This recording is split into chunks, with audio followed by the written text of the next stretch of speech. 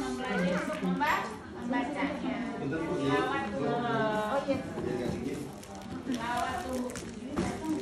Ini kosong sifat iman. Kenapa sih kita bahas iman? Ternyata fitnya keislaman kita, ibadah kita itu sangat tergantung dengan kondisi iman. Semangatnya kita ngaji, lemahnya kita ngaji, semangat kita sholat malam, lagi lemah sholat malam, semangatnya kita silaturahim, ame lemah silaturahim, semangatnya kita nahan-nahan, sabar-sabar, sama ketelepasan. Lagi pengen ngamuk-ngamuk, ada masanya kita lagi pengen ngamuk-ngamuk. Udah jujur aja Bu, itu memahami deh. Namanya setan di aliran darah kita itu Allah izinkan dia mengalir. Makanya bagaimana kondisi kita dalam kehidupan kita sehari-hari, ada orang masalah kecil itu mumetnya kayak ngurusin negara. Gigi, apa cantengan, apa bisulan, itu masalahnya sampai bentrok senegara dah pokoknya, apa aja. Jadinya nggak ada yang baik urusannya. Ini itu setelannya di mana Bu? Iman. Beneran iman. Setelannya di iman. Makanya kita kudu bahas iman. Kita bisa ngerasain diri kita sendiri. Kapan kita lagi sabar banget bawaannya kuat, ujian kayak apa? Itu mah ujian gampang aja. Kok malah senyum-senyum? Kalau buat orang itu mah masalah berat. Sama ibu itu kayaknya enteng banget. Itu iman. Ya. Bahagia atau tidak bahagia itu juga iman. Setelan iman. Makanya penting sekali kita memahami bagaimana kondisi iman kita bisa ngukur sendiri. Bisa kita ukur sendiri, bisa kita obatin sendiri. Itu yang paling penting. Kita bisa ngobatin sendiri. Cara ngobatinnya bagaimana? Cara naikinnya gimana? Ibaratnya kalau kita misalnya lagi kumat asam urat, obatnya apa? Kita rebusin apa? Kita minumnya apa? Semana. Begitu juga iman. Iman kalau lagi lemah nih, iman kalau lagi ada guncangan, kita taunya gimana? Kalau lagi sakit sedikit kita ngeluh, kalau lagi ada masalah dikit kita marah-marah, kalau lagi ada rezeki seret kita ya Allah uring-uringan. Itu bagaimana setelannya? Bukan cuma di masalah rezeki, begitu juga Bu. Kasus-kasus bagaimana misalnya guru ngaji, bagaimana seorang ibu yang tega sama anak, bagaimana seorang suami yang tega sama istrinya. Itu juga setelannya di mana? Di dia. Jadi nggak bisa kita ngebahas ibadah doang. Wiridnya apa, doanya apa, kalau nggak didasari dengan iman, wirid dan doa juga bablas, nggak ada kualitas. Kita ngapalin doa banyak, tapi kalau nggak didasari, dialas, ditata di bawahnya dengan iman yang kokoh, maka itu tidak menjadi sesuatu yang banyak memberikan manfaat. Makanya penting betul kita paham kapan dia iman itu lagi naik, kapan dia iman lagi turun, obatnya apa, cara nyembuhinnya gimana, cara jaga supaya stabilnya gimana, cara jangan sampai rusaknya bagaimana. Itu yang paling penting, karena itu setelannya. Dan nanti bagaimana dia sakaratul maut, husnul khotimah ataupun su'ul khotimah, itu juga dengan kondisi iman saat itu.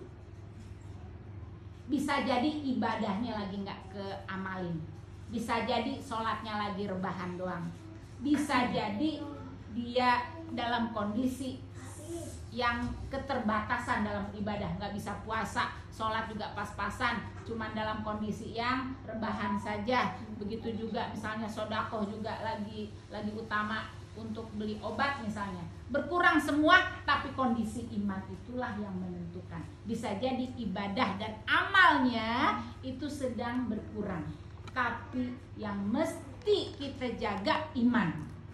Karena kenapa? Husnul khotimah atau su'ul khotimah ditentukan kondisi iman saat itu.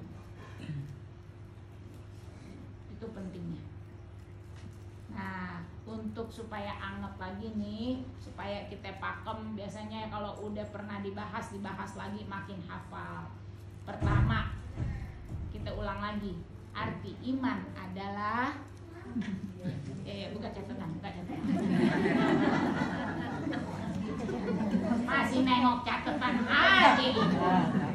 Pada pelajarannya temanya iman doang dari awal dah. Lah anak-anak sekolah temanya udah berapa sekali ujian? PPKN ibu suruh nilainya 9. Ya Allah, emaknya baru iman doang nyontek lagi ada hafal anak lulusan. Depannya doang juga lupa. Depannya doang. Nah, pakai bahasa Indonesia nggak apa-apa, apa Bu? Nah, balik-balik dah sama mana ibadah.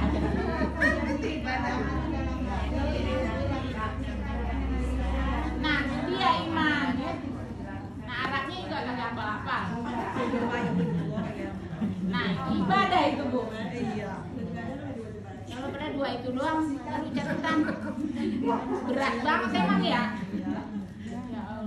Makanya malu ibu anak-anak kita sekali ujian matematika ada di situ, tema apa nih, tema ini, tema bahasa Indonesia. Ya Allah, kesian.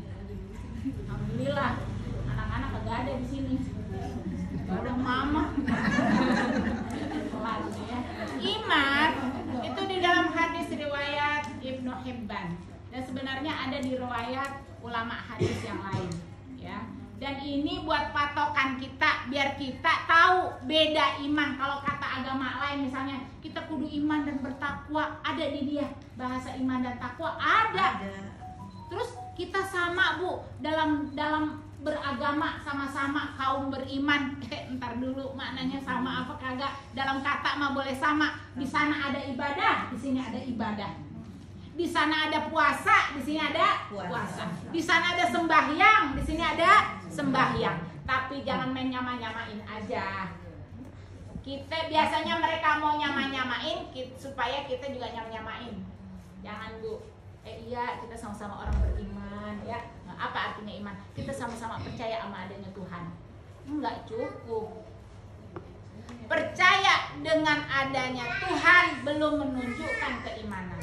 Kan udah pernah dibahas, baru Islam doang. Katakan Anda sudah berislam. Buktinya apa? Asyhadu alla ilaha illallah. Baru kita percaya sama Allah, bersaksi Allah itu ahad. Tidak ada Tuhan selain Allah. Tapi nggak nyampe di situ iman itu. Karena kata Rasulullah SAW, al-imanu at-tasdiqu bil qalbi. Membenarkan, mensidikkan. Ya, atas bil qalb. Kita ngebenerin dalam hati, iya benar itu. Iya benar itu. Dalam Islam mah boleh poligami. Iya benar itu. Tapi saya mah enggak. Saya enggak terima. Enggak bisa, Bu.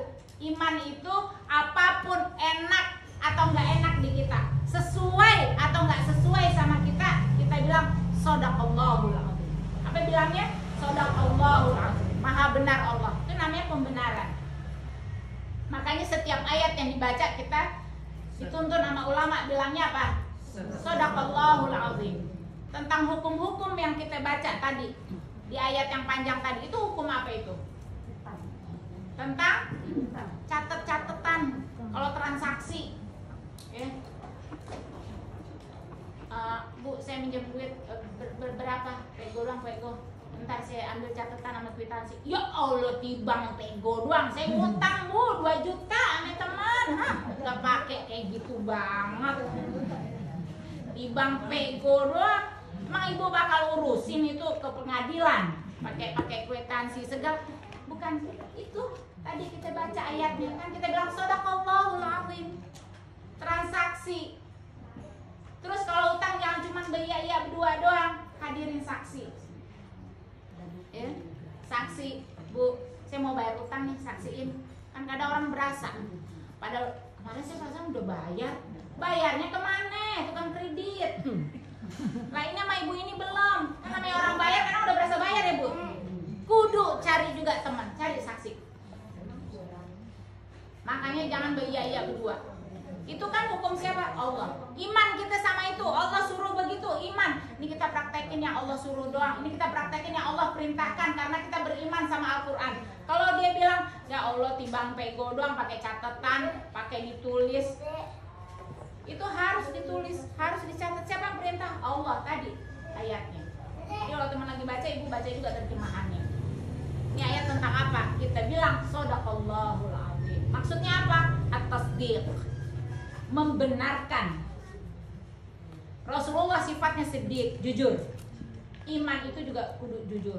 Mau dia kita berat nerimanya, mau kita terima, bisa keterima akal atau enggak, tetap kita bilang shadaqah, maha benar. Benar. Seperti yang diucapkan Abu Bakar As-Siddiq, makanya dibilang As-Siddiq karena dia imannya benar. Tasdiq, ya, tasdiq itu imannya benar. Tasdiq bil qalb, dalam hatinya aja dia ngebenerin. Karena kalau hatinya tidak membenarkan, maka dia termasuk orang munafik.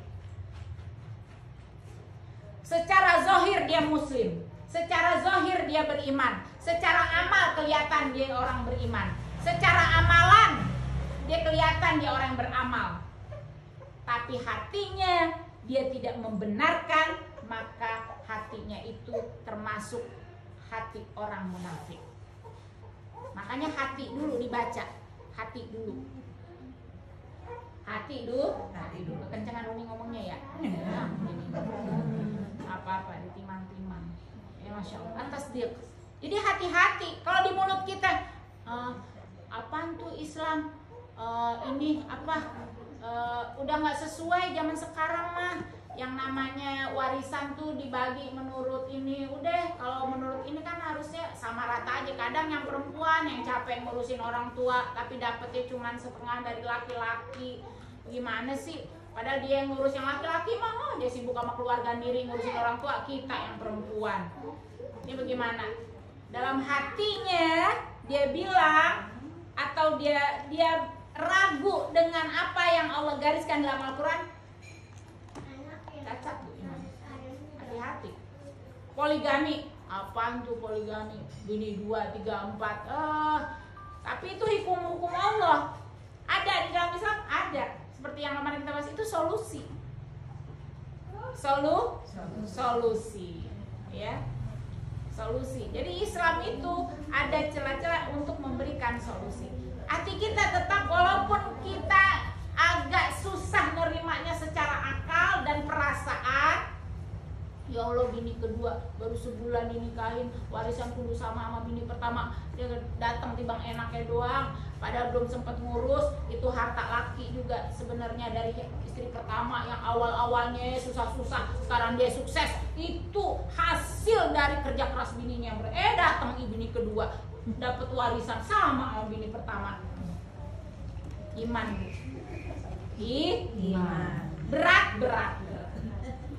Berat ya Bu ya. Iya, manggutnya kenceng banget ini. Berat. Walaupun nggak ngalamin, ibu kadang yang begitu. Yang ngalamin orang yang sengsara ibu. Padahal sinetron, ya kesiannya. Kisah orang udah kita yang merana. Padahal kisah orang. Saking kita nggak nerimanya secara akal. Padahal dalam Islam yang begitu tuntunannya, tapi kita nggak nerima secara akal dan perasaan. Orang yang ngalamin, kita yang sakit perasaan kita. Orang yang bebini lagi, kita yang demam. Saya kagak mau ngeliat muka dia. Ustadz bebini lagi. Kita yang cemburu. Ya Allah, Masya Allah. Ini at-tasdiq bil qalb. Walaupun hati kita berat, perasaan kita susah, akal kita nggak bisa nerima, selama dia tuntunan dari Allah, hati-hati, jangan sampai hati kita seperti orang munafik. Jatuhnya nanti munafik. Orang-orang munafik begitu, dipilah-pilah, hatinya mah nggak nerima, hatinya nggak nerima. Walau bagaimanapun seorang istri di dalam Islam, dia keluar rumah kudu dapat izin dari laki. Enak di dia. Yang nyari nafkah kita, dia nungguin doang di rumah. Kita keluar rumah masih kudu izin dari laki. Hati-hati. Hati Bu, atas dia bil qalb. Iman itu atas dia bil qalb. Ya Allah, berat banget ya, berat banget. Tapi karena ini gitu, nggak bisa. Betapa banyak orang munafik. Secara zohir dia mukmin, secara zohir dia muslim, amal ibadahnya ada, tapi hatinya mengingkari hukum-hukum Allah walaupun sedikit, maka dia termasuk nifak di dalam hati yang akan menggerogoti keimanan kita secara keseluruhan. Makanya Nabi itu penting. Hati itu, amalan hati itu penting. Karena pertama iman itu adalah yang ada di dalam hati dulu disebutin. Hatinya membenarkan enggak? Atas dia bil qalb enggak?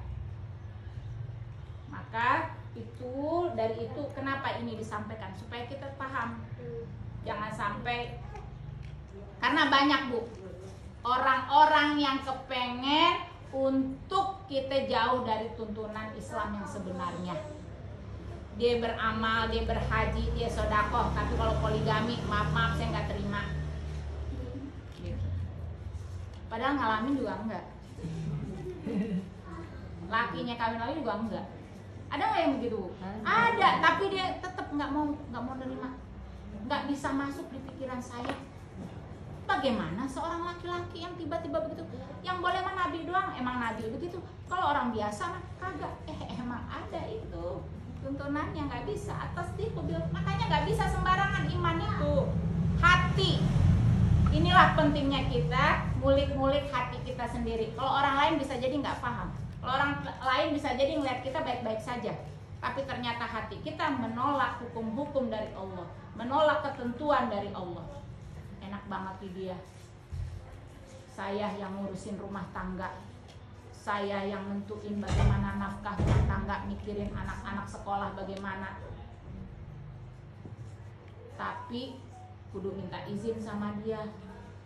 Dia yang mesti kuasa, dia yang mesti nentuin. Saya mesti nurut sama laki. Ya Allah, kenapa bukan dia aja yang nurut sama saya? Itu pemberontakan dalam hati. Hati-hati. Iya. Hati-hati ya. Banyak istighfar. Saya lagi kagak ngomongin orang lain ini. Enggak. Ada kita aja. Ya. Maksudnya hati kita itu kita yang lebih paham. Dan emang di situ Bu, setan itu kerjanya di situ. Kalau soal ibadah, Ibu udah kelar sama setan, kagak ngegoda udah.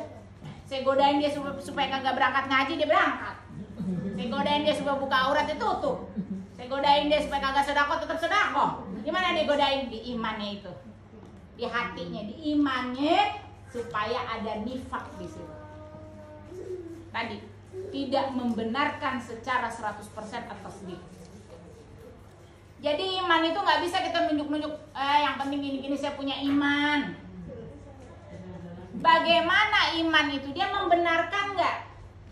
Membenarkan nggak apa yang Allah perintahkan? Beda orang yang membenarkan di sini tapi belum sampai ngamalin. Paham Bu? Dia hatinya membenarkan, iya itu wajib, iya itu kudu, saya juga paham, tapi belum bisa ngamalin. Itu beda. Bukan munafik namanya, pendosa. Beda Bu. Nifak itu hancur deh kalau iman. Tapi kalau pendosa itu apa namanya? Fasik. Ya fasik, yang jauh beda lah disebut di Al-Quran. Satu munafik, satu fasik. Fasik itu dia paham, tapi dia nggak ngamalin. Ya. Namanya fasik. Beda, lebih parah lagi nifak. Nifak itu hukumnya jadinya munafik. Jadi jangan sampai pada ketentuan-ketentuan Allah yang sudah sifat hukumnya qat'i, sudah jelas-jelas, misalnya sholat 5 waktu wajib, udah jelas-jelas hukumnya wajib. Dia bilang itu kan wajib bagi yang mampu. Ya Allah, tingkatnya haji bagi yang mampu, sholat bagi yang mampu, wajib tapi bagi yang mampu. Salah, itu imannya. Berarti dia nggak tasdiq bil qalb. Ya, jadi hati kita apapun. Jadi gimana supaya kita iman kita nggak jadi nifak? Tadi mau kita berat di perasaan, nggak keterima di akal, usahakan hati kita jangan sampai ada nifak. Kita benarkan itu hukum Allah, itu hukum Allah. Hati dulu, yang penting hati. Walaupun di sininya gembung udah, Berat sih emang. Mau apa dikata? Udah bagi-bagi dah, bagi-bagi. Nah, laki dapat berapa laki? Udah, serah dah, serah. Biarin, kecil. Biarin. Kagak balik modal ngurusin orang tua, kagak balik modal dah. Habis-habisan, antar orang tua rumah sakit. Dikata berapa duitnya? Warisan. Giliran warisan aja belum datang. Ya Allah. Berat emang berat. Tapi hati jangan sampai tidak terima hukum Allah. Biarin yang namanya orang lagi ini ya Bu ya. Lagi diuji kesabaran, akhirnya keluar juga kayak begitu, ngomel juga. Tapi hati jangan sampai kita jaga, jangan sampai kita bilang hukum Allah yang salah. Jangan sampai kita bilang hukum Allah yang keliru. Atau sampai kita pahamnya ini mah hukum Allah zaman dulu, ini nggak bisa dipakai zaman sekarang. Salah gitu ya. Jangan sampai hati atas bil qom. Penting. Itu menentukan nanti. Kemudian apa? Al-iqraru bil lisan. Nah tadi. Ya. Terus kalau lisan ini kan kadang di hati udah imannya udah ajab. Cuman lisan ini godaannya banyak kayak tadi sebut juga. Yarin dah. Tapi istighfar dibarengi dengan istighfar, tobat kepada Allah. Kalau sampai kita mencetuskan al-iqraru bil lisan, maka penting kita sebutkan ya Allah. Makanya penting tuh. Jadi kalau ada yang bilang shadaqallahul azim bid'ah, bagaimana bid'ahnya? Itu kan ungkapan untuk al-iqraru bil lisan, membenarkan, memahabenarkan firman Allah, hukum-hukum yang ada di dalam Al-Qur'an, kisah-kisah yang di dalam Al-Qur'an. Kita benerin, kita membenarkan iqraru bil lisan dengan mengikrarkan dengan lisan kita. Shadaqallahul azim, shadaqallahu. Makanya ibu-ibu kalau baca shadaqallahul azim nggak mesti kadang kan udah kelar ya, tanda kelar doang. Shadaqallahul azim tanda kelar doang, Bu. Dia udah kelar. Shadaqallahul azim, Bu, udah shadaqallah. Bukan tanda kelar. Di setel lagi niatnya. Kalau lagi baca shadaqallah maksudnya walaupun saya kagak paham maknanya, tapi seandainya saya paham, pokoknya itu maha benar Allah, saya mah ikut iman saya sama dia, sama apa yang Allah sampaikan, apa yang dia baca dari Al-Qur'an. Shadaqallahul azim. Itu yang mesti kita hadirkan. Setelan iman kita sehingga kita mengucapkan shadaqallahul azim. Apapun itu, kisah tentang neraka, kisah tentang surga, kisah tentang kisah nabi, apapun itu di dalam Al-Qur'an kita ucapkan shadaqallahul azim karena keimanan kita. Bukan karena hanya stop baca Qur'annya, bukan. Jadi nanti kalau ada yang tanya, kenapa baca shadaqallahul azim di dalam Al-Qur'an? Kan nggak ada tuh. Itu al-iqraru bil lisan. Al-iqraru bil lisan, Jang. Makanya ngaji. Kita mau paham. Agak bid'ah itu mah. Ngaji. Kita mau udah dapet pembahasannya di pengajian. Jadi kita kagak goyah kita. Mau dikata bid'ah juga kita tetap ngamalin. Dibawa senyum.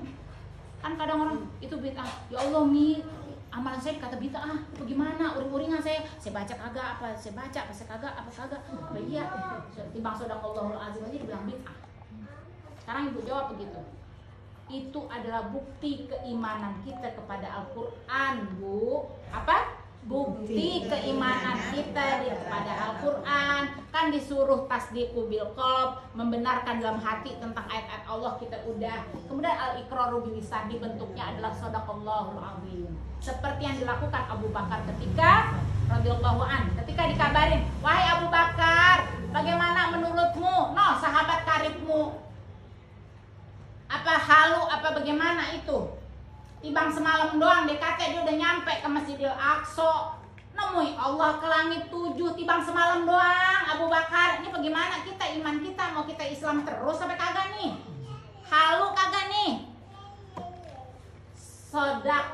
Sodaqah, kata Abu Bakar, seandainya itu keluar dari lisannya Muhammad, maka itu tetaplah benar, aku beriman. Itu keimanannya Abu Bakar. Pada saat itu bisa jadi kalau sekarang ibu-ibu bagaimana? Dikata halu, bukan? Halu deh, ngayal. Kan sekarang orang bilangnya halu ya Bu ya. Apa halu? Kalau dulu kita bahasanya ngayal udah, ngimpi. Sekarang istilahnya halu. Ntar kalau ibu sampai rumah dibilang, ya mama halu. Apaan sih halu-halu? Begitu tuh, ya. Dianggap mimpi, dianggap akhirnya saat itu orang yang sudah berimannya kokoh kepada Allah dia mulai ragu Bu saat itu. Ente Islam, petinggi ente katanya semalam doang udah nyampe Masjidil Aqsa, pada kudu bulan-bulan nyampe Masjidil Aqsa. Ini kata dia sendirian gak ada saksinya siapa-siapa, tau pulang-pulang bilangnya udah Isra Mi'raj. Masya Allah. Dan saat itu orang pertama satu-satunya yang membenarkan peristiwa itu selama itu datang dari Muhammad SAW, dia beriman. Padahal secara akal nggak terima, secara perasaan berat, tapi dia tahu ini sumbernya dari mana. Begitu juga kita, secara perasaan berat, secara pikiran, akal susah diterima, tapi kalau dia datang dari Allah dan Rasulnya, maka kita al-iqraru bil lisan, kita betulkan dengan lisan kita. Kita nggak nafikan. Bisa jadi nanti kalau tidak nifak jatuhnya kufur. Kufur bukan sesuatu yang akan mengeluarkan dia dari Islam, bukan. Kan ada syukur nikmat, ada kufur nikmat. Kufur nikmat itu bukan sampai dia kafir keluar dari Islam, bukan. Dia mengingkari nikmatnya Allah, itu namanya kufur. Dia mengingkari hukumnya Allah walaupun sedikit, itu namanya kufur. Diingkari namanya kufur. Mengingkari, menutup, menolak, ya, Masya Allah. Baru yang terakhir, enggak bisa enggak. Namanya iman enggak bisa cuma di hati sama di mulut doang. Kudu ada kita lihat amalannya. Emang dia beriman? Oh dia udah masuk Islam. Iya udah masuk Islam. Udah dia termasuk orang beriman? Belum tentu. Sholat belum, puasa belum, sedekah belum, ngaji belum, ikut pengajian belum.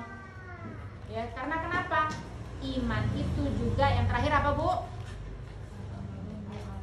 Al-amalu bil arkan. Jadi nanti kalau ditanya apa tuh iman, nggak bisa enggak. Iman itu amalannya hati, amalannya mulut, sama amalan seluruh anggota tubuh. Jadi kalau kita bilang amal ibadah bukan cuman amalan kayak sholat. Sholat itu amalannya hati. Hatinya tertuju nggak sama Allah. Juga amalan mulut, makanya mulutnya nggak boleh diem mingkem. Jadi kalau anak kita baca doa, jangan bilang baca doa makan udah belum? Udah tadi dalam hati. Nggak dalam hati. Sholat aja bacaannya nggak boleh dalam hati. Ya Bu? Iya. Sholat aja bacaannya nggak boleh dalam hati. Kita gituin ke anak-anak kita. Nggak boleh baca dalam hati. Kudu kedengeran. Ya. Namanya jin, namanya setan, itu dia mengkeret karena dia mendengar. Nggak bisa dalam hati doang. Hati Allah yang maha tahu. Allah tahu. Tapi makhluk Allah yang lain dia tetap keliaran, dia tetap ngegodain karena dia nggak ngedenger bacaan kita. Gitu. Makanya di dalam Islam juga orang yang berdoa kalau lagi bersin kudu dikencengin alhamdulillah. Ada orang bersin doang, dalam hati alhamdulillahnya nggak boleh kita ngedoain, jangan. Biarin aja udah. Yang dibacain yarhamukallah yarhamukillah. Kata Nabi yang baca alhamdulillahnya kenceng kedengaran nama kita baru kita. Begitu juga sama yang baca salam. Dia baca salam, Assalamualaikum. Enggak kedengeran, enggak usah jawab. Gitu. Maka doa juga begitu. Al-iqraru bil lisan, al-amal bil arkan. Amalnya dengan arkan. Insyaallah. Kemarin juga kita bahas apa dia bahwa iman itu bertambah dan berkurang. Kapan iman itu berkurang? Ketika dosa-dosa itu tidak ditobati, maka setiap dosa dia akan menjadi nuktoh, titik hitam di hati kita. Ada lagi dosa, ada lagi dosa, hitam. Maka kalau hati sudah hitam, maka dia tidak lagi menjadi tempat yang nyaman untuk malaikat yang ngebisikin kita. Jadi di hati itu ada tempatnya malaikat Allah taruh, ada tempatnya setan Allah taruh. Makanya kalau di sinetron Bu, ada yang pakai baju putih ngebisikin dari kuping kanan ya Bu ya? Iya. Nah yang pakai baju hitam ngebisikin dari kuping kiri. Nah gitu. Ya ada sih rada-rada mirip. Tapi jangan percaya banget Ibu. Jangan percaya banget kayak begitu. Ya, saya bilang kembaran 3. Kalau saya jadi kembar 3 ya. Dia acting sebagai baju putih, dia acting sebagai mukanya sama semua. Enggak, ini malaikat, ini setan. Ya. Ibu mau disamain sama setan gitu. Jadi ini setan yang ngebisikin, tapi dia nggak di kuping, dia langsung di hati. Makanya kadang hati kita suka kasar, suka nggak taat. Nah berarti hati kita lagi dibisikin setan. Kadang kita nggak nyadar nih, nggak nyadar. Dari mana dia kuat dan bisa ngebisikin yang jelek-jelek ke kita ketika ada dosa-dosa yang tidak kita minta ampun kepada Allah. Jadi kalau ada dosa dikit langsung istighfar. Makanya anak-anak ngomong dikit jelek istighfar. Istighfar. Kenapa nggak istighfar? Bukan cuman jadi noktah hitam di dalam hati, supaya dia terbiasa. Kadang kita ngomong jelek, keceplosan. Ngomong keceplosan doang, istighfarnya kagak. Jadi noktah hitam dalam hati. Kalau sudah mulai noktah hitam, maka dia bergeser malaikat. Makin hitam hati itu bergeser dan bisa jadi menjauh malaikat yang akan membisikkan kalimat-kalimat hidayah pada kita. Yang dominan mana? Setannya. Ya, setan itu idenya banyak. Bisa jadi setan itu banyak ide dibandingkan kita. Ide buat menyalahi Allah. Bahkan ide-idenya itu cuman ngulik hati kita, tapi secara amal dia nggak kelihatan. Begitu kerjaannya. Makanya kapan dia berkurang iman kita? Yaitu tadi, ketika kita menganggap sepele kesalahan kecil. Ya, kesalahan kecil. Apa contohnya kesalahan kecil, Bu? Yang remeh-temeh. Kesalahan kecil.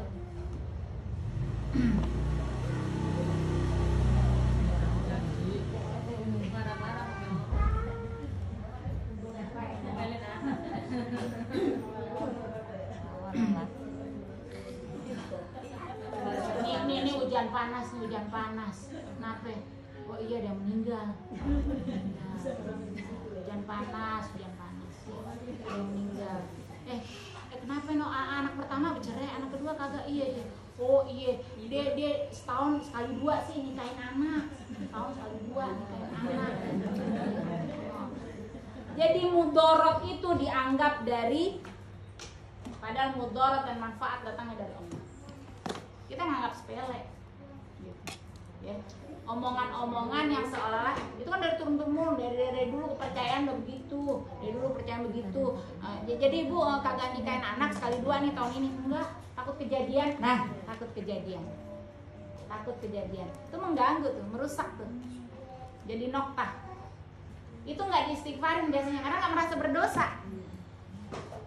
Ya, ada nggak orang istighfar habis ngomong kayak gituan? Atau misalnya ada orang yang ame lakinya minta cabang bayi. Itu kalimat sakti dari mana? Ame cabang bayi. Sakti kagak tuh, Bu? Ya Allah, itu dia kayak begitu. Ame cabang bayi, bisa. Kami cabang bayi. Nah, kayak begini. Sakti emang? Hah? Bu? Padahal dengan amalan kita itu Allah cemburu dan murka ketika kita berlindung dari keburukan bukan kepada Allah.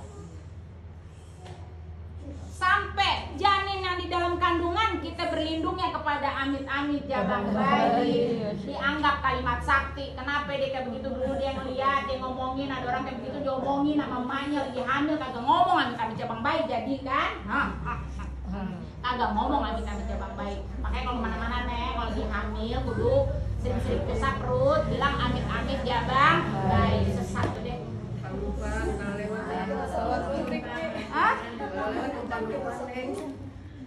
Misalnya mau pergi nih berapi tiba-tiba jatuh apa gitu ngancur, nah itu disambung ini. Ini sinetron banget udah itu. Sinetron itu. dulu. Kejadian karena Allah bagaimana persangkaan umatnya, hambanya. Gara-gara gelas jatuh, wah kayaknya bakal ada musibah ya. Sangkaannya begitu, dan sangkaan itu kuat banget. Kenapa? Dari dulu dia cuma lihat aja sinetron begitu. Tambah yakin kita, belas sinetron dikarang sama orang. Ini bagaimana nih ceritanya? Ya kita bikin, tapi sebelumnya kalau kita mau bikin musibahnya sama artis ini, kita bikin dulu gelasnya pecah, apa fotonya di dinding jatuh gitu. Oh iya, yuk kita bikin kayak begitu biar orang pada percaya. Oh iya, ibu sabar nonton sinetron ini ada, sinetron ini ada, tiap itu ada aja. Ntar fotonya jatuh, pecah, tuh kan kakinya meninggal. Kenapa kemarin pecah itu fotonya jatuh? Jangan, yuk kita foto bertiga, jangan bertiga, ntar salah satu mati. Ya,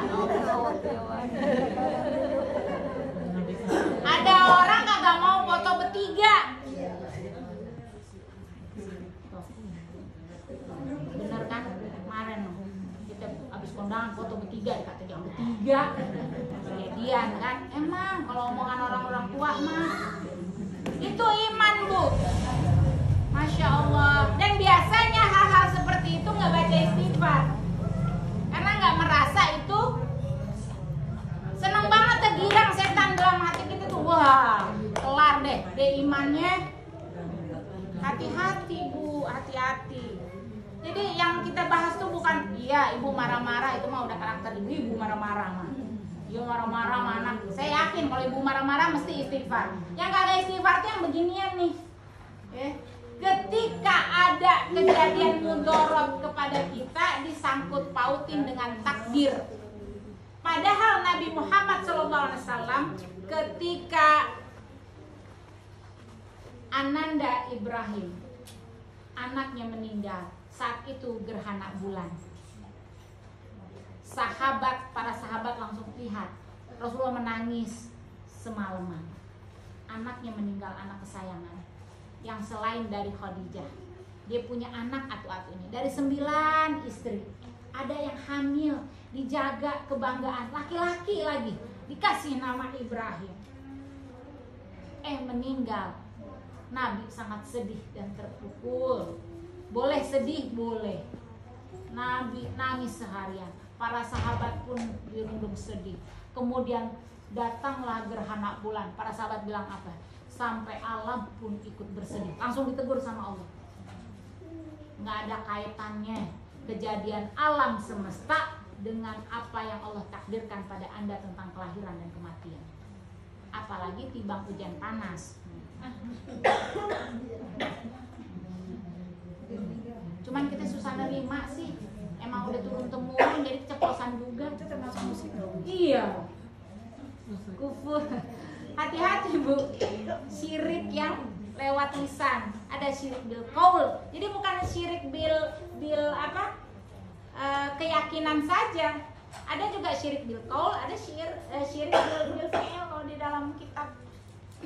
Ya.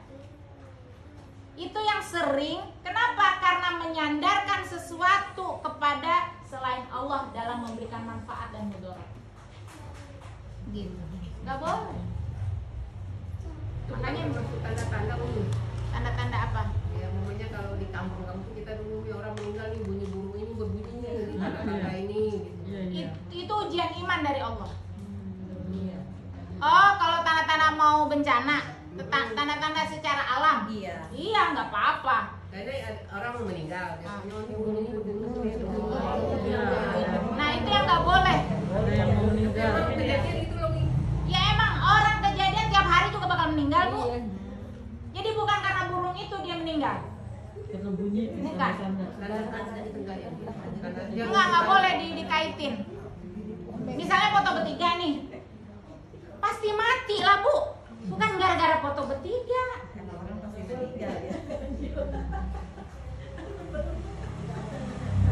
Sampai foto saking nggak adanya orang deh patung baju di bawah nih berpada sama dia daripada antara yang beneran. Keyakinan itu yang bikin ibu jadinya itu gampang. Keyakinan, meyakini. Udahlah turun temurun, udahlah sering bener. Banyak dalilnya. Umi kayak indigo, Umi kan suka ngomong gini-gini gitu ya. Indigo namanya, dikeren-kerenin indigo, berarti dia ada jinnya yang mencelok. Makanya dia tahu yang gaib.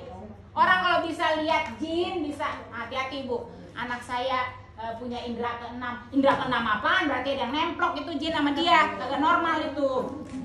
Ya, nggak ada indigo, nggak ada indera keenam dalam Islam, nggak ada. Terus harus diapain nih? Ruqyah.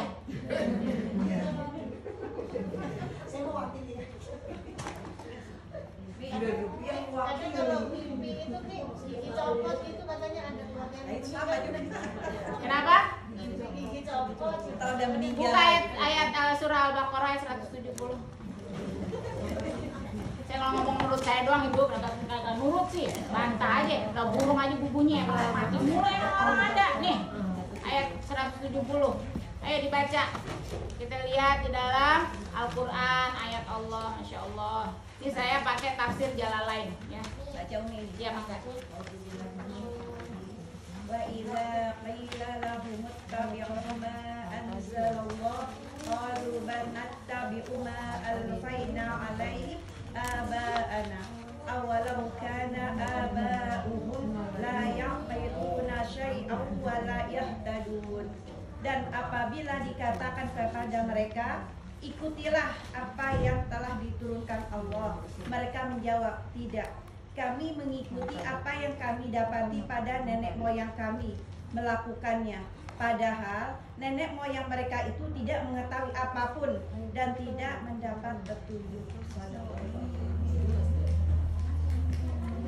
Saya bilang, Bu, kalau ada yang meninggal, yakini bahwa itu rezekinya udah habis. Jadi kalau ada ibu dengar burung itu, jangan ibu yakini itu yang bawa sial.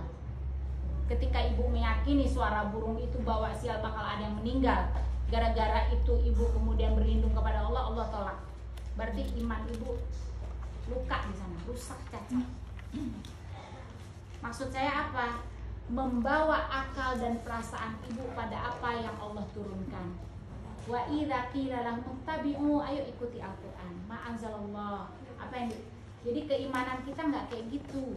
Keimanan kita musibah ma asaba min musibah, apapun yang menimpa kita dari musibah itu datangnya dari Allah. Makanya orang yang tertimpa musibah langsung bilang inna lillahi wa inna ilaihi raji'un.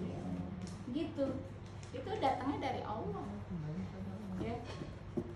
Nggak ada kaitannya. Misalnya nih, maaf ya Bu, maaf, itu tadi yang saya, terus apa lagi, misal ada suami, jangan dia yang bunuh tikusnya, kenapa? Bininya lagi hamil. Iya itu. Lebay banget, makanya Tidak boleh punya lagi sudah malam. Katanya itu ya. astagfirullah. Nih Ibu perang batin kagak saya ngomongin kayak begini nih? Berasa ya Allah Umi itu mah biar ini menyalahi adat kita ini, keyakinan kita sama ini kayak kita kayak begitu. Ibu, ya Allah, ini nih yang Ibu nggak istighfar sama omongan kayak begini nih. Karena keceplosan aja kadang, karena turun temurun udah orang tua dulu ngomongnya begitu. Ini orang tua kan dibilang, dari zaman dulu kita dapatin orang tua kita udah begitu, emang udah kejadian. Orang tua kita nenek moyang, namanya nenek moyang, nenek kita nggak bilang nenek moyang. Orang tua kita zaman dulu udah begitu, turun temurun. Kalau setahun nggak boleh nikahin dua. Nah, cerai. Ya Allah. Siapa yang mengharamkan orang menikah adik kakak dalam setahun dua? Siapa yang mengharamkan? Mengharamkan yang tidak diharamkan oleh Allah. Coba bayangkan. Kalau sampai ada ustadz kayak begitu, jangan ibu, jangan dua-duanya tahun ini. Padahal nggak ada dalilnya, secuil pun nggak ada dalilnya. Sedangkan kita mengharamkan. Hati-hati mengharamkan apa yang tidak diharamkan sama Allah, nggak diharamin. Jangankan haram, makruh aja enggak. Segerakan. Adik kakak beda takdirnya. Nanya dong. Nah, Kalau ini nomor 2 menikah dulu, nomor 1 belum atau gimana? sama meninggal juga begitu. Lahir doang urutan. Sampai sekolah juga silakan.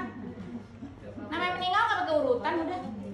Bu, jangan ibu haramkan anak kedua menikah gara-gara anak pertama belum. Ibu hukum dari mana itu? Ya? Ibu haramkan nggak boleh kamu ngelangkahin kakakmu. Hukum dari mana? Berhukum tidak pada hukum Allah. Nggak ada makruhnya aja kagak ada. Nggak ada dalilnya, mau dicari di mana? Kayak begitu, kayak udah penuh banget. Pokoknya kagak boleh melangkahin. Kamu denda sampai anak pertama disuruh ngeluarin denda. Hukum dari mana ngeluarin denda? Pakai uang nih. Jadi tuh ada mau nikah nih, bayar uang sama kakaknya, apa kakaknya minta apa? Nggak apa-apa, syarat doang daripada ntar kenapa-napa. Udah Nah, nggak itu. apa-apa. Ya Pelanggan ya Allah. katanya. Ibu muslim. Tapi syariat dibikin-bikin di karang-karang kayak gitu. Syariat dari mana itu? Syariat dari mana? Kakak adik nikah duluan kudu bayar upeti. Namanya dam. Kalau haji kagak lengkap syaratnya, dia bayar dam. Nah ibu ada ini tuh di nikah menikah. Kalau di haji ada. Kalau bayar, kalau ngebunuh orang, misalnya kamu diampuni sama aneh, bayar dia. Kalau sumpah palsu ada. Nah gilirannya kan langkain dari mana syariatnya? Ibu pakai apa aturannya? Sampai ibu ada-adain hukum kayak begitu. Diain dari zaman dulu. Oh iya ntar takut kenapa-napa. Imannya kepada Allah cacat. Apa kita mau ketemu sama Allah ntar? Kayak begitu keyakinan kita. Kayak ngubur hari-hari gitu nih. Hah? Ngubur hari-hari pakai lampu, pakai gitu. Nah sama itu. Hari-hari bagaimana Bu? Ini kembarannya. Kuburnya masukinnya. Makanya orang kalau kagak belajar syariat, kalau kagak belajar tentang iman, melencengnya jauh. Ada orang artis iya sama boneka, semua orang dibawa gila. Mau jadi pengasuh buat boneka, nah pengasuh juga jadi gila. Nih oh iya ini anaknya papa ini oh iya ntar di mandi. Jadi gila semua. Ntar dibawa ke dokter, dokternya jadi gila juga. Udah ada di zaman Nabi yang kayak begini. Ya. Zaman Nabi udah ada sapi dikeramatin, ya dipuja-puja. Sapi, kotorannya. Ya itu orang kalau jauh dari syariat, keblinger udah. Lebih sesat dari hewan, makanya Allah bilang di surah An-Nahl. Lebih sesat dari hewan. Jadi keblinger banget dah. Begitu juga kita sampai ini kembarannya, apa udah dibilangin plasenta ada ininya. Sama dokter juga udah dibilangin, dokter yang ilmunya udah setinggi itu dibilangin ini bukan kembaran, ini adalah tempat penyimpanan makanan, tempat tumbuhnya. Didapati dari nenek moyang udah begitu zaman dulu udah dibilangin. Kan apa kata Allah? Dan apabila dikatakan kepada mereka yaitu orang-orang ikutilah apa yang udah diturunkan Allah. Enggak. Apa mereka menjawab, tidak, kami mengikuti apa yang sudah kami dapati dari zaman dulu. Dari zaman dulu tuh ini kembarannya, nguburnya dikirimlah peci, pakai pulpen, pakai buku tulis. Emang sampai anaknya ngomong, saya lagi lahiran kemarin anak ke-8 ibu di rumah sakit, itu perawat obrolan kayak begitu. Saya bilang, ini anak siapa ya, kagak ngaji ya. Saya lagi pasrah aja gitu, habis dioperasi. Dia ngobrol dua perawat. Saya beradik kakak bertiga loh. Iya, kenapa? Saya kayak kalau kata papa saya dulu dikuburnya pakai ini pensil sama ini. Giliran dia plasenta kagak dikubur, kembaran kagak dikubur sama apa-apa. Makanya jadi begitu tuh. Emang ya? Oh iya, ternyata ada juga ya manfaatnya ya dikubur. Iya. Makanya kamu pinter ya sekarang jadi perawat. Iya, ini lagi mau daftar lagi nih jadi ini. Mau daftar kuliah lagi. Iya, kamu pinter. Soalnya dulu dikuburnya saya lah. Kita guru ngaji ini. Memang. Pengen saya ajak ngaji banget itu perawat berdua. Ngobrol dekat kita ya, perang batin. Ya Allah. Pakai tahuan di muslimah. Tapi kayak begitu obrolan dekat kita. Ya Allah, pengen bacain ayat tapi bagaimana? Ngajian bukan. Kan kita nggak bisa nasihatin orang ujuk-ujuk makanya di pengajian, Bu, di pengajian. Kalau enggak ibu jauh makin tadi suaminya nepok nyamuk aja kagak boleh. Bini lagi hamil jangan nepok nyamuk tuh. Kenapa anaknya begitu? Dulu lagi hamil apa? Saya lagi hamil, Bu. Itu lagi musim ulet bulu. Tuh Ustaz bunuhin ulet bulu mulu. Pernah juga saya lagi hamil anak, itu anak kedua, anak ketiga musim tikus sama ular. Itu mau bunuhin, tangkap lagi, dapat lagi tikus, dapat lagi tikus. Nah, kita mau manggilin orang, saya kagak bisa, lagi hamil. Bunuh aja, Bismillah, udah kelar sekali mati, set, udah syariatnya, ikutin aja. Takut dari mana? Emang ada anak kemudian jadi kayak tikus, anak jadi kayak ulet bulu. Tapi iya benar kejadian itu ujian iman buat ibu. Allah tunjukkan keyakinan ibu pada apa yang ibu yakini dikasih. Sampai saya lagi hamil juga saya ikut mandiin nenek saya. Mandiin orang, layat, biar mukanya doain. Namanya nggak boleh ngelayak. Nggak boleh ngelayat. Siapa orang hamil? Mana dalilnya? Kita takut. Jadi orang kalau nggak ngaji takut pada hal-hal yang sebenarnya buat orang beriman itu udah nggak pantas. Nggak pantas. Ibu kenapa takut musibah pada sesuatu yang sifatnya kayak begitu? Nggak boleh, nggak boleh. Ketika ibu ikut-ikutan nasihatin orang kayak begitu, berarti ibu termasuk pasukan itu tuh, pasukan minal jinnati wan nas, bikin iwas visuk visudurin nas. Misalnya kalau hajatan ya, kan ada satu keramat rumah keluarga di sini. Nah kalau orang mau hajatan, orang dulu tapi sini. Suka bawa itu nih kayak Sajen. Ikan gabus. Pucung, masak pucung. Istighfar, obat. Ziarah kubur nggak boleh minta. Ziarah kubur mendoakan.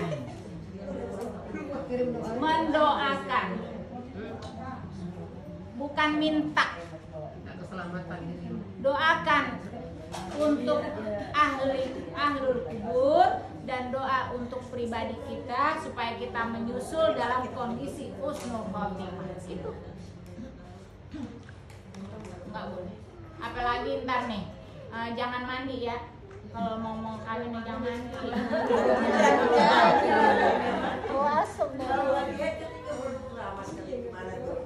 Ya.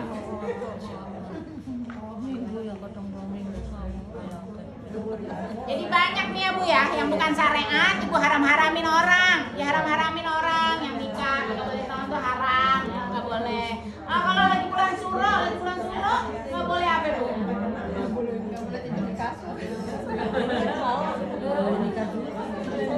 Allah, kalau lagi hari ini nggak boleh jalan-jalan hari itu. Kenapa? Wah hari baik, cari hari baik, tanggal baik. Tuh, untuk kebatilan yang sangat batil yaitu menuduh bahwa ada hari jelek. Apakah buat nikah, apakah buat jalan-jalan? Ibu mau ngorbanin iman ibu cuman buat percaya begitu? Iman ibu-ibu korbanin, terus ibu minta-minta husnul khotimah. Padahal di sini mah iman enggak tasdik bil qaul bahwa Allah yang memberikan mudarat. Allahu yudhar, ya dhar, ya nafi', ya dhar, ya nafi'. Allah yang memberikan mudarat. Kalau enggak Allah kasih mudarat, enggak bakal kesampaian mudarat. Allah yang takdirin mudarat. Jadi jangan lagi jabang-jabang, amit-amit. Enggak, bukan kalimat sakti. Kalimat saktinya apa? A'udzubillahi min dzalik. Aku berlindung kepada Allah dari yang demikian. Itu udah sakti. Langsung berlindungnya pada Allah. Walaupun nggak getok-getok bumi. Ini dari mana nih amalannya? Bu, amalan kayak begini dari mana? Hah? Amalannya dari mana? Ibu kebanyakan nonton artis emang. Artis kayak begini ikut-ikutan. Ya Allah, ketok-ketok kepala. biar nggak kejadian. Sama bayi gitu sekarang. Oh, misalnya, dia kemarin habis ini, dia kecelakaan di jalan tol. Allah, ngomongnya Allah, ini amalan apa? Apa yang ibu yakini dengan sebuah amalan? Tanpa ibu ngeles-ngeles perut, ibu bilang, na'udzubillahi min dzalik. A'udzubillahi minasyaitonir rajim. Ya Allah, pakai bahasa Indonesia aja. Ya Allah, aku berlindung padamu dari keburukan yang demikian. Ya Allah, aku berlindung. Ya Allah, jauhkan. Ya Allah, jauhkan. Udah kelar itu udah iman tingkat tinggi. Bersih iman ibu ketika ibu bilang, ya Allah, jauhkan. Dalam hati, ya Allah, aku berlindung padamu. Oh, Allah jadikan kita min ibadis sholihin. Kenapa? Nih baru terbukti imannya. Dia berlindung langsung kepada Allah, nggak takut dengan keburukan. Alam mendatangkan keburukan pada takdirnya, bukan. Ya. Nggak takut rezekinya bakal seret gara-gara begini, nggak takut jauh jodoh gara-gara begini, nggak ada jauh jodoh atau seret rezeki gara-gara satu apa hal yang terkait dengan alam maupun waktu, nggak ada. Yang bikin seret rezeki, yang bikin ini adalah tadi iman aja. Masya Allah. Ya. Cukup? Insya Allah.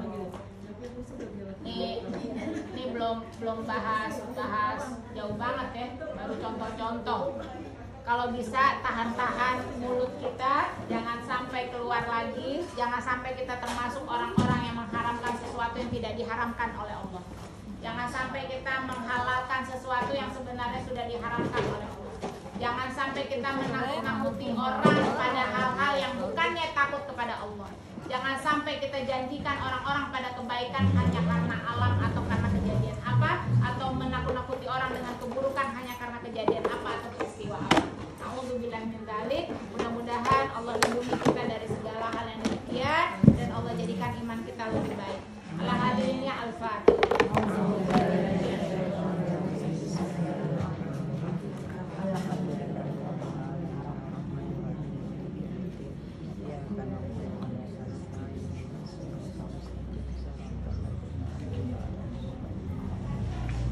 Mari kita angkat tangan sama-sama, kita baca doa. Mudah-mudahan doa yang sedikit ini mendapatkan ampunan dari Allah. Karena yang kita baca adalah doa Nabi Adam. Ketika Nabi Adam diusir oleh Allah dari surga, maka doa ini adalah bentuk kezaliman. Syirik itu adalah kezaliman yang sangat tinggi di sisi Allah. Maka bersama-sama kita beristighfar, mudah-mudahan Allah ampuni kita. Astagfirullah. A'udzubillahi minasyaitonir rajim. Bismillahirrahmanirrahim. Alhamdulillahirabbil alamin. Hamdan yuafi ni'amahu wa yukafi mazidah. Ya Rabbana lakal hamdu kama yanbaghi li jalali wajhika wa 'azimi sultanik. Allahumma shalli ala sayyidina Muhammad wa ala alihi wa sahbihi wa sallim. Allahumma ighfir lana wa liwalidina warhamhuma kama rabbayana shighara. Allahumma ighfir lil muslimina wal muslimat wal mu'minina wal mu'minat al ahya'i minhum wal amwat. Rabbana la tuzigh qulubana ba'da idh hadaytana wa hab lana min ladunka rahmah innaka antal wahhab. Rabbana zalamna anfusana wa in lam taghfir lana wa tarhamna lanakunanna minal khasirin. Allahumma arinal haqqa haqqan warzuqna ittiba'ah wa arinal batila batila warzuqna ijtinab. Allahumma inna nas'aluka al-huda wat tuqa wal afaf wal ghina. Rabbana hab lana min azwajina wa dhurriyyatina qurrata a'yun waj'alna lil muttaqina imama. Rabbana atina fid dunya hasanah wa fil akhirati hasanah wa qina adzaban nar. Subhana rabbika rabbil izzati amma yasifun wa salamun alal mursalin walhamdulillahi rabbil alamin. Subhanakallahumma wa bihamdika asyhadu an la ilaha illa anta astaghfiruka wa atubu ilaik. Kurangnya mohon maaf. Allahu a'lam bishawab. Assalamualaikum warahmatullahi wabarakatuh. Waalaikumsalam warahmatullahi